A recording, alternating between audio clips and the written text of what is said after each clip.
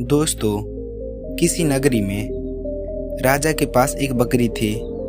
एक बार उस राजा ने ऐलान किया कि जो कोई भी उसके बकरी को चराकर तृप्त करेगा, मैं उसे आधा राज्य दे दूंगा, किंतु बकरी का पेट पूरा भरा होना चाहिए।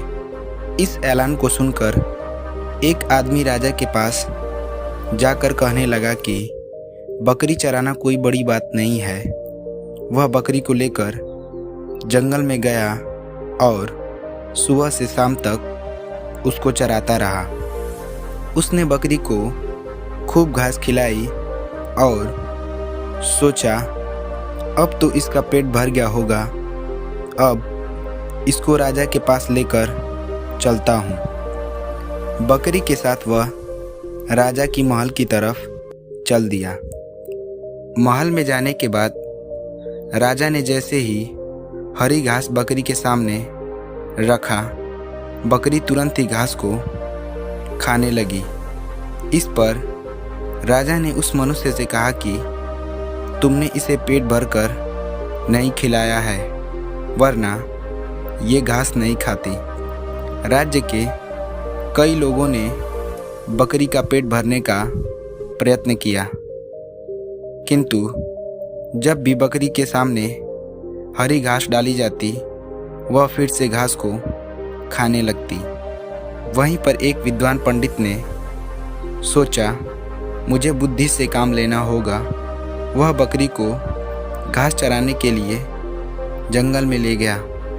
जब भी बकरी घास को खाने के लिए जाती, तो वह पंडित उसे एक लकड़ी से मारता था। पूरे दिन में उसने ऐसा कई बार किया।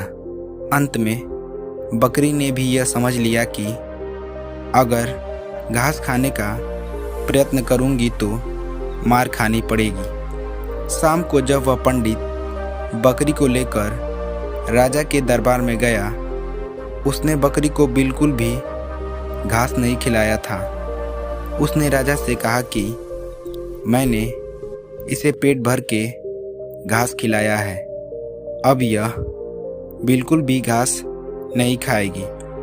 राजा ने बकरी को घास डाला। बकरी ने घास खाना तो दूर, उसे सूंघा तक नहीं। बकरी के मन में यह बात बैठ गई थी कि अगर घास खाऊंगी तो मार पड़ेगी। दोस्तों, इस कहानी का अर्थ यह है कि यह बकरी कोई और नहीं बल्कि हमारा मन है, जो हर समय कुछ न कुछ फालतू चीज़ के बारे में सोचता रहता है और आपका समय बर्बाद करता रहता है, ठीक उस बकरी की तरह जो हर समय घास चरती रहती थी।